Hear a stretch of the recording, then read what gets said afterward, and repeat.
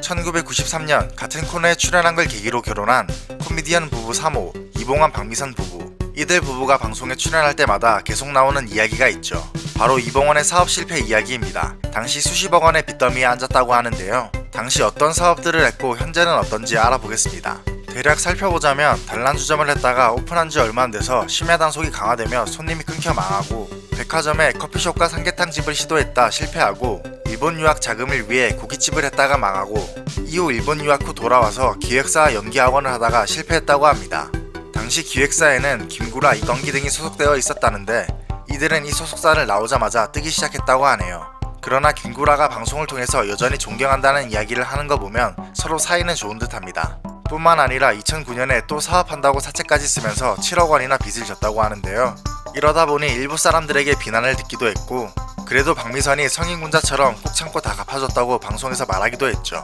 그러나 실제로는 이봉원이 이래서 다 갚았다고 하며, 박미선도 방송에서 일종의 자학개그로 써먹은 것인데 사람들이 진짜로 이봉원이 등골 빼먹는 남편이라고 오해해서 속상했다고 해명하기도 했습니다. 당시 이봉원의 빚은 수십억 원이었다고 하는데요. 이 빚은 언제 어떻게 갚게 되었을까요?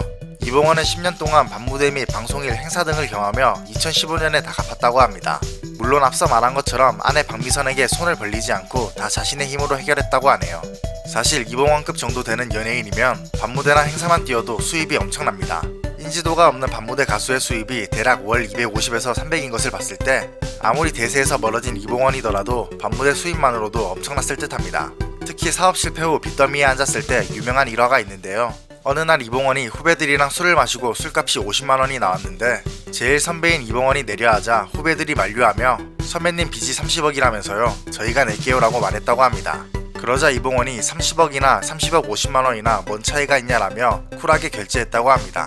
그래도 이제는 사업 욕심을 조금 버리고 최근에는 본업인 방송업에 열중하는 듯한데요. 그렇다고 완전히 사업의 꿈을 버린 건 아닌 듯합니다.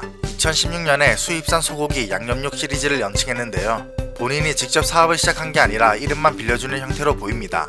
미식가 이봉원의 비밀 레시피라는 식으로 홍보했지만 똑같은 회사에서 앞에 사람 이름만 바꿔서 똑같은 제품, 똑같은 포장 디자인을 판매하고 있으니 이름만 빌려줬다고 보는 게 맞을 듯하고, 2018년 여름 천안시 두정동에 짬뽕집을 열면서 다시 사업을 시작했다고 합니다.